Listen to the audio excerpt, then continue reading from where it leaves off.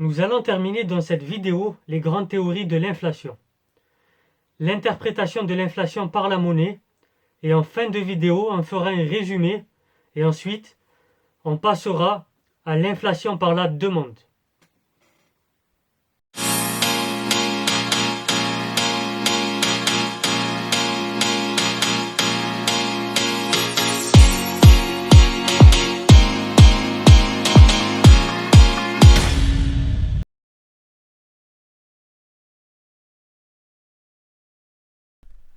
Bonjour à toutes et tous, citoyens éclairés, salam alaikum, welcome, hola, que tal, j'espère que vous allez bien. Comme je vous l'ai dit en introduction, nous allons donc terminer aujourd'hui les grandes théories de l'inflation, notamment l'inflation par la monnaie. Nous allons évoquer donc le rôle des anticipations. Milton Friedman, que nous avons vu la dernière fois, qui est le chef de file des monétaristes, l'avait déjà introduit. Mais ce sont les théoriciens des anticipations rationnelles ou anticipations parfaites qui ont formalisé une série de modèles. Nous allons rappeler la logique de ces auteurs, évoquer ces auteurs, et enfin, à la fin de la vidéo, nous ferons un petit résumé. Et comme d'habitude, je mettrai en dessous de la vidéo les définitions. La logique de ces auteurs consiste à restaurer la dichotomie classique que nous avons donc évoquée la semaine dernière, selon laquelle la création monétaire n'exercerait aucun effet sur le monde réel de la production, même à court terme. Quels sont ces auteurs avant d'aller plus loin? Ce sont Barrow, Lucas et Sargent, avec un A.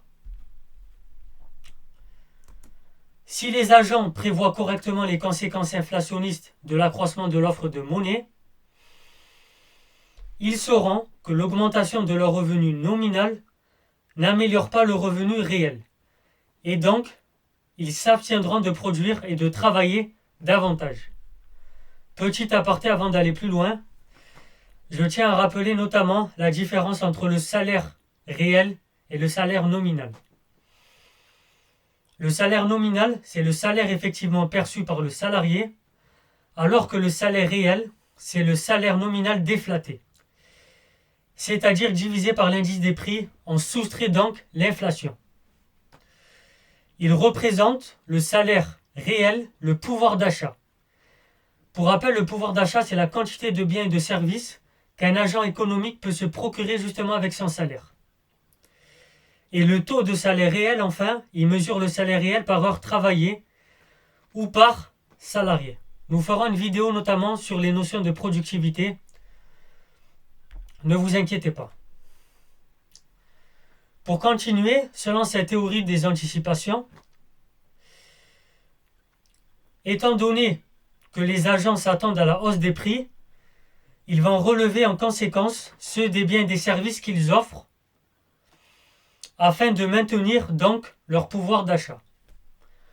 En gros, c'est une approche faisant jouer aux prévisions un rôle de prophétie créatrice. Pourquoi?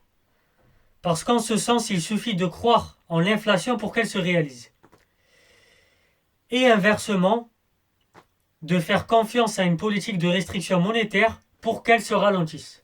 L'inflation, bien sûr. Quelle est la limite de cette théorie prenant 2 minutes? Le postulat de départ reste indémontré. Pourquoi?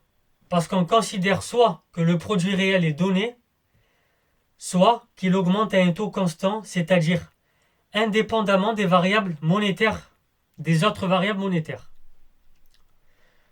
Enfin, une production supérieure à la croissance de la production ne saurait donc être qu'inflationniste. La boucle est entre guillemets bouclée comme on dit, mais la démonstration de la neutralité de la monnaie et des facteurs déterminant l'offre des biens et l'offre des services reste à faire dans ce modèle des anticipations. Nous allons évoquer rapidement un auteur qui s'appelle Richard Cantillon. C'était un Français, il était précurseur entre guillemets. Il a écrit en 1755 dans son ouvrage qui s'appelle essai sur la nature du commerce en général. En fait, dans son ouvrage, il a distingué plusieurs origines à la création monétaire, n'ayant pas le même effet sur les prix. En gros, son idée, c'est quoi? Il explique l'augmentation des prix, non pas par une simple augmentation de la quantité de monnaie, mais par l'augmentation de la demande que celui-ci permet. Cette analyse est beaucoup plus réaliste que nombre de monétaristes contemporains. Rapidement, Richard Cantillon, il s'est distingué du courant monétariste de plusieurs façons. D'abord, il va distinguer plusieurs origines à la création monétaire, n'ayant pas le même effet sur les prix. Par exemple, si elle provient d'une augmentation de la production de métal, à l'époque, on était en 1755, il disait que la consommation des propriétaires des mines allait s'élever immédiatement et donc provoquer sans délai une hausse des prix. Pourquoi? Parce que l'activité n'étant plus stimulée ou étant stimulée qu'avec retard. Mais si l'entrée du métal dans le pays qui n'en possédait pas se faisait par le biais d'un excédent commercial, il y avait un accroissement de la production réelle. En gros, il explique la hausse des prix non pas par le simple accroissement de la quantité de monnaie, mais par l'augmentation de la demande que celui-ci permet, comme je vous l'ai dit tout à l'heure. Nous n'allons pas rentrer dans les détails, mais cette analyse était en définitive beaucoup plus intéressante. Pourquoi?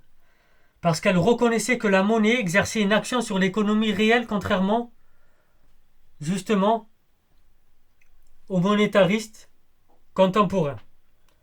Donc pour lui, il n'établissait pas la responsabilité de la création monétaire dans la hausse des prix que dans certaines conditions qu'il a explicitées. Donc nous verrons l'inflation par la demande. Avant de vous laisser, je tiens à résumer l'interprétation de l'inflation par la monnaie. Qu'est-ce qu'on doit retenir? D'abord, la théorie quantitative de la monnaie, qu'est-ce que c'est?